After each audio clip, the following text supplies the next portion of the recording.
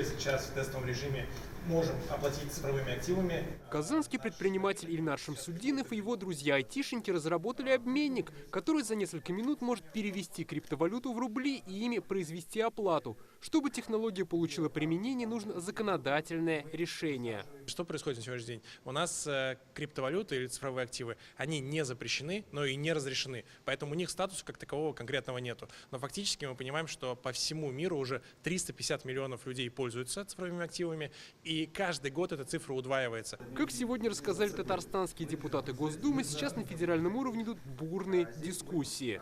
ЦБ сегодня считает, что на самом деле это полный обман, что на самом деле это неустойчивая ситуация, что мы видим, да, кстати, мы видим, что сегодня с криптобиржами происходит тотально. Но Минфин считает, что в сегодняшних условиях мы могли бы, ну, не знаю, кофе купить за крипту и майнинг, скажем, у нас очень много электростанций, на которых мы можем и майнинг сделать. Все же главной темой сегодняшней встречи в новом IT-парке стали предварительные итоги года цифровизации. Почти 500 000 человек приняли участие в более 100 мероприятиях. В развитие инфраструктурных IT-проектов вложили свыше 3 миллиардов рублей. Социально-экономический эффект от использования электронных услуг в республике достиг 17 миллиардов рублей.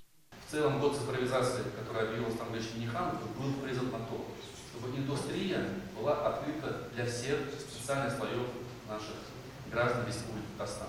Не только для тех айтишников, которых иногда сложно понять, о чем они говорят, а что IT-индустрия дает каждому гражданину Республики Татарстан. Существенным импульсом и большим подспорьем должен стать новый IT-парк имени Башира Рамеева. Здесь, начиная с детского возраста, в игровой форме можно освоить азы IT-профессии. Затем для старта своего дела есть бизнес-инкубатор и вся необходимая инфраструктура.